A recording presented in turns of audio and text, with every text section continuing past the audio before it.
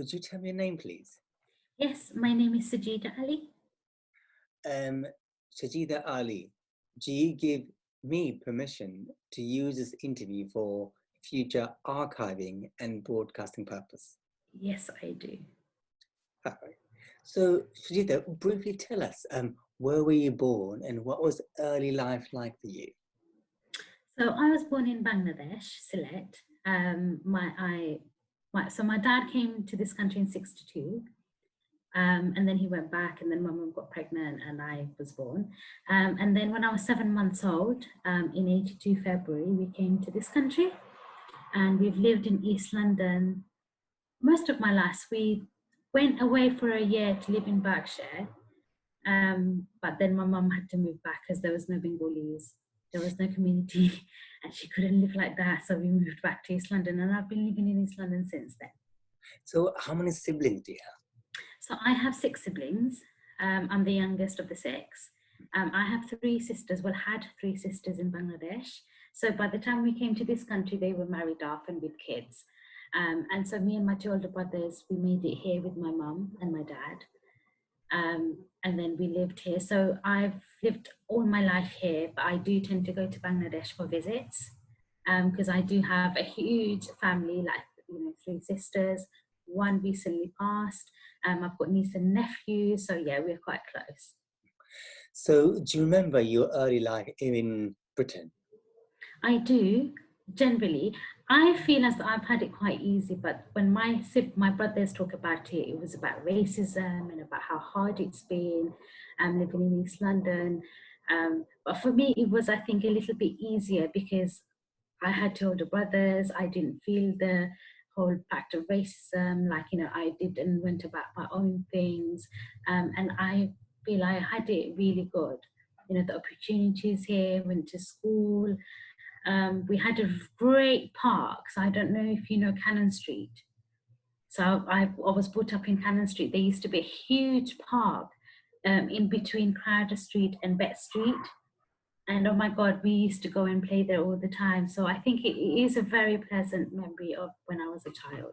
So when you were a child, did you have a strong connection with the Bangladeshi community in the East End of London? Yes, we did, because we had most of our neighbours were Bangladeshi. Even till this day, I think we are, they'll call me to find out how I am, even though my aunts and uncles, we called them aunts and uncles if they weren't blood related. At all. So it was really amazing because my next door neighbor, she had only 1 daughter, so she used to take me along with her all the time to wherever she was going.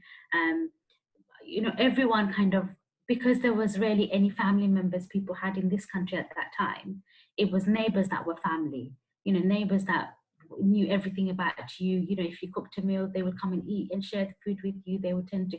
So it was really, really good. The whole community was like, this is my people. So moving on, as time went on, did you study? Did you go to college? I did. I did study. So I went to school here, but then when we went to Berkshire, I finished off my primary school there, and then came to secondary school here in East London, but moved back to East London, went to secondary school, Morbury School. I did my GCSEs, didn't do great. I wasn't very, I just wanted to do my own things, and I think my family wanted me to focus and study. And then I kind of went off to college to do A-levels. Started my A-levels and then met someone. And then I wanted to get married. My family were kind of against it. They were like, no, you're far too young. I got married anyway. I stopped studying. I was 18. I stopped studying and I got married. How silly was that? And then I had a child at the age of 19. And then I was like, oh my God, what the hell am I doing? And then I lived with my in-laws. That was quite tough, living with in-laws, I think, because my family were very liberal and I was allowed to do whatever, but my in-laws were quite very traditional. And daughter-in-law had to stay home and, to cook and clean. And I wasn't very used to that kind of, and it was really difficult. So then me and my husband moved out and my father-in-law moved in with me. So then I looked after him until he passed. My daughter was nearly 2. And then I decided I wanted to go back to work and do stuff. So I started working as a care worker. Got trained to do that. And then years when I was still working, had my second child, I was working full time. And then I decided actually I did want to go and finish my study. So then I enrolled to do BSc in university, completed my degree. And then, because I always knew I wanted to complete my degree, I wanted to become a psychotherapist. Mhm. And so obviously you can't do psychotherapy without actually getting qualifications for it. So I did my degree and then I did my master's. But whilst doing my master's, I became really unwell, like Right. really, really unwell, because I think my body couldn't take it, the stress, the work, because I was still working full time. I still had kids. I had a home to look after. Then my mother-in-law moved in with me. She was unwell, so I was looking after her. When was And that was in 2015. And so I thought, that's it, I can't, my body literally couldn't take it. It just collapsed. And so I had to stop. So I have one module left from master's I haven't completed yet. I will do.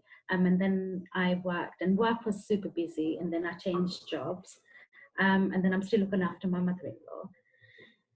So yes, I will continue my studies, but I'm also going to be working because I love the independency of money it brings to me. So what do you currently do? Uh, Currently, I'm a technical supervisor. I do audit, I file review, I help with quality. So debt advice is a really big sector in our country. Giving debt advice is really important. And I think we have to kind of program debt advice in such a way that people actually benefit, not just for the short term, but for long term. And so my work is part of that, as improving the quality standard of the work that our brilliant debt advisors do. And I also do line management.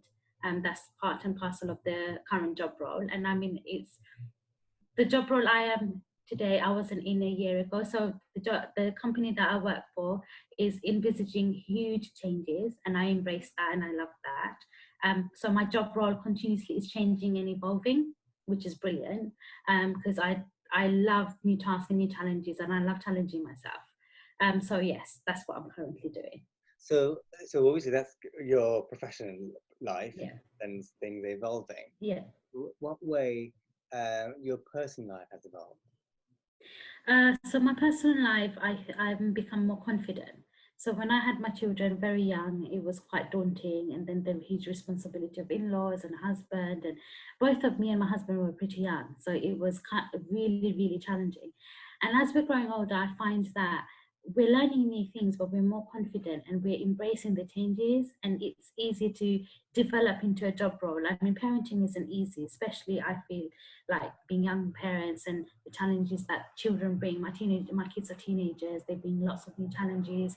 I'm freaked out every time they go out, thinking, "Oh my God, what's going to happen?" But I'm learning. Every day is a learning curve for me, and I talk to my kids all the time. Like we have open conversations. Like How tell many them about children do you have? things. I have two. Okay. So in terms of, let's say, moving forward, career-wise, things are going well. You embrace challenges.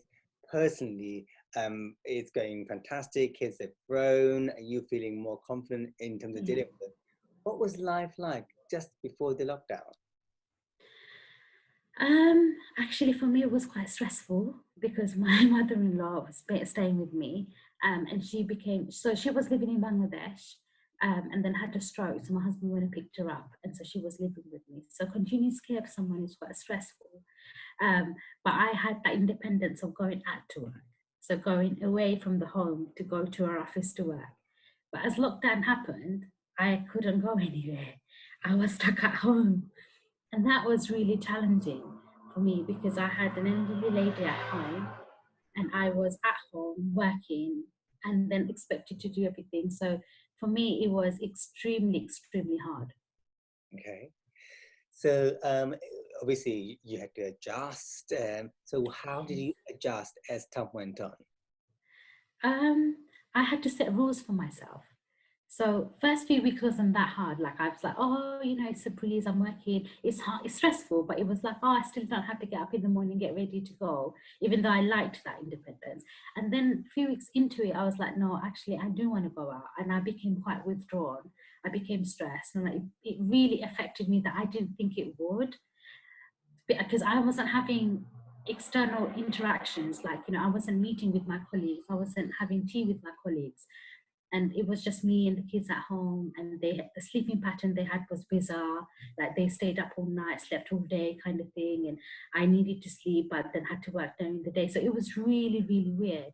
And the fact that I couldn't go out to do shopping, because if I did, there was long queues, and everything became quite overwhelming, and I was like, oh my god, I don't know how I'm going to deal with this. So then I had to set rules for myself, and I said, you know what, I'm going to get up and I'm still going to get ready, even if I don't go out to work. I'm going to get ready, change my clothes, do bits of makeup, and then sit and do the work, because then it'll feel like a change. And then I changed, my working area became my working area. No one's allowed to come in, so that it's my working space. So it's not your home, it's my working space. So you guys need to respect that. Because it was like, I was finding my husband would walk in and he's talking on the phone and I'm working, and I'm like, hi, do you mind? I'm at work. And for them, it was adjusting to me working from home. And for me, it was adjusting being at home and working whilst I had still family around. So I feel I've adjusted to that, and his family respect the fact that, I'm working from home and they won't disturb me during the day. So yeah. So has there been like any tension, conflict as a result of working from home? And then, yeah, it was like, when I'm in a meeting and then I'll have my kids talking on the phone, husband, and they're all like barging into the sitting room where I'm sitting and working. So I'm like, no, you can't do that. So it would be like, oh, well, where are we supposed to go? I'm like, up to your rooms. So yeah, or in the kitchen, do stuff in the kitchen. But then we compromised. So when I knew it was lunchtime and they were away and they wanted to come in, I'd go upstairs to my room and work from my room whilst they had the sitting area. So yeah, this was like, I was like, oh my God, I'm compromising more. But actually I didn't. It was about all of us compromising and understanding, we all are important people in our own lives and need to get on. So yeah, so it's easier now. So in terms of knowing COVID, okay. Yes. So, I mean, have you had any experience of COVID personally? I have. So initially, when first COVID started, it was like, oh my God, it was happening to everybody else and not me. There were lots of people that were diagnosed with COVID or thought they had COVID in hospital. I had a friend who lost both her parents within like a month of each other. And so I felt I was really blessed that I didn't lose anybody. And me and kids would often talk about things, how their friends were being affected, but we were quite lucky in a sense. There was a pandemic, but we didn't feel the force of it. We were just experiencing the external thing until my sister and my brother-in-law fell ill. And that was just after Ramadan, so it was like a month ago. My sister wasn't feeling well, and they live in Bangladesh, like I said before. So my sister kind of had a temperature, she had diarrhea, vomiting. So we were just like, oh, maybe she picked up a bug. Maybe she worked too hard during Ramadan because she wasn't supposed to fast, and she fasted. And a week into it, she wasn't feeling well. She was getting worse. They got the doctors. The doctor said she had a stomach bug, gave her an injection. A few days later, her temperature had gone up. So we were getting worried. And no one in Bangladesh were taking people to the hospital because they were like, there are far too many people unwell. You shouldn't really go to the hospital. But we became quite concerned. So we said, you know what, she has to go to hospital now because she was on a drip. It wasn't helping. Suddenly she started wheezing. She couldn't breathe properly, and so she needs oxygen. She needs to be on a defibrillator. So my nephew, my sister's son, she's got the two kids. One is in this country and one was with her. So he took her to a hospital. They were charging arm and leg. He was worried how he was going to afford it. He called us. We said, we will pay. We will help you towards the payment. They took her in. And they put her on oxygen. So she was in ICU for 2 weeks. And then my brother-in-law fell unwell. And he was a bit unwellish anyway. He fell unwell. They took him to the same hospital. So he wasn't in ICU. He was in a normal bed until he developed wheezing and he couldn't breathe. And they put him in the same room as my sister. My sister didn't know she was unwell. He was unwell. And then he passed away within an hour of being in the same room as her.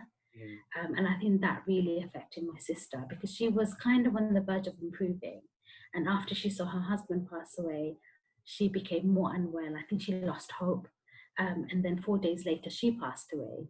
And that for me was like, oh my God, all this time, like I thought I might not personally experience it. But that was like such a shock to feel that, you know, two of the most loved people, like, you know, she was 55, my brother-in-law was 61, had passed away within 4 days of each other. And for us, it was such a shock because none of us really thought we'd experience COVID in a sense where we knew it was taking loved ones away, but we didn't know it would take one of our loved ones away. And that brought it home. Like, that became such a reality that I think I became quite anxious, thinking, oh my God, you know what, it's real, it's taking people's life, it's hard. You know, things like, you know, when I see people now going back to normality, you know, because we live in East London, there's people out in the parks, beach, shops, as if nothing's happening. And that freaks me out a bit. Like, I become anxious. I look at people and I'm like, actually, there's still this pandemic. You know, we still have COVID, and people act as if like it's normal. It's not. So it was a shock. And so then I went to see my niece who lives in Manchester, and it really helped me, you know, see her and comfort her because I had to be strong for her. And that really helped me. So I think in a sense where we think, you know what, everything's going back to normality, it's not. People are still dying in different parts of the world. And we have to be very mindful of that. When people are dying, you know, it's not easy for anybody. And we have to be more pragmatic in terms of like approaching someone and saying, are you okay? Like, I'm more thoughtful when I see someone, you know, they may have lost someone, you know, understanding and being kind to somebody. I think it's really, really hard living now in a time where it's like this unseen, and it's really difficult and it's so hard for people, but yet we rarely talk about people's feelings. Yeah. So yeah. So on the whole, really, let's say within 3 months, what did you actually learn from it all? Life is so short. Like, you know, life is extremely short and it's very precious. And it's helped me kind of be more mindful. I mean, I'm generally a more mindful person anyway. Since like I lost my mum 16 years ago, I became quite mindful. But recently, like, I look at nothing is really important because I think life is so short. You live the moment, and that's it. You know, you enjoy the moment with your kids and family. Like, it helped me not to get angry. Like, I'm less angry person. I'm generally not an angry person anyway, but you know, certain things where you argue with your spouse and you become angry and then you'll say, oh, I'm not talking to you, kind of thing. I don't do that. Like, I'll talk it and I'll get over it because I think life is too short to kind of say, do you know what, I'm not going to talk to you for however long. You know, there's me before when if I got angry with my husband, I'd be like, oh, I'm not talking to you. And I literally wouldn't talk to him for like a couple of days. Like, you know, not talk to him. He'd be like, oh, sorry, or whatever. But I would be like, no, I'm not talking to you until I get over it. But I tend to now feel that I get over small things very quickly.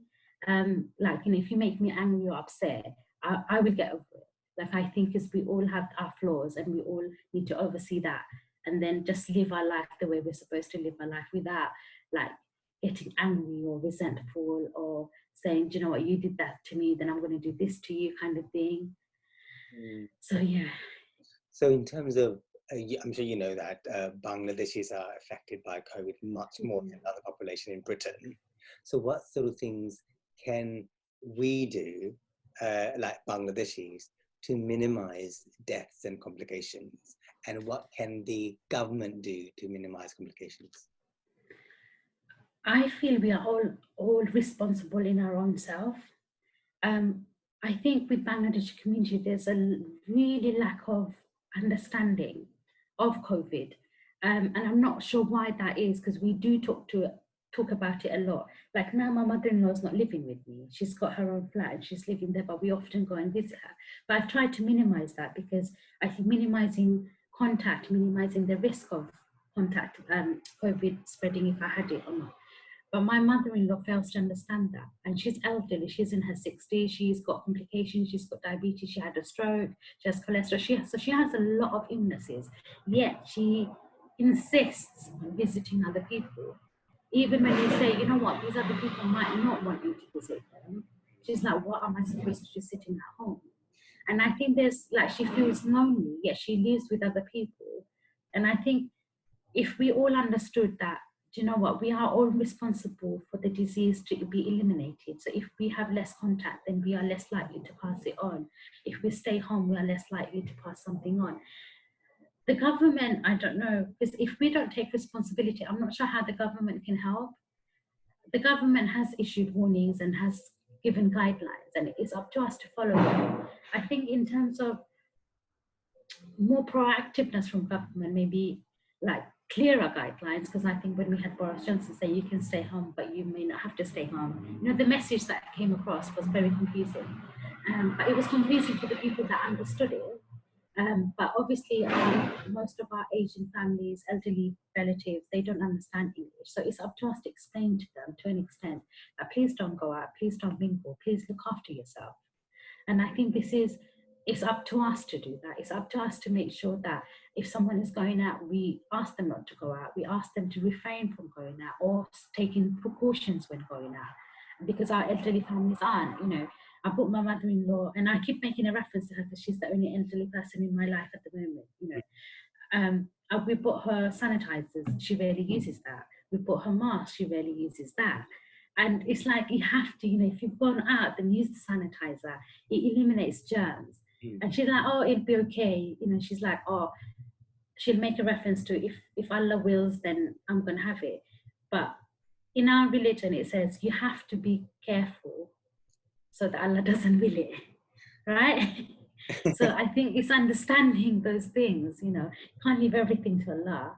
Allah's given you mind, and you need to use that. So yeah. Well, that's it, Shajida. Oh, thank you. Yeah, that is it. So let me stop the recording.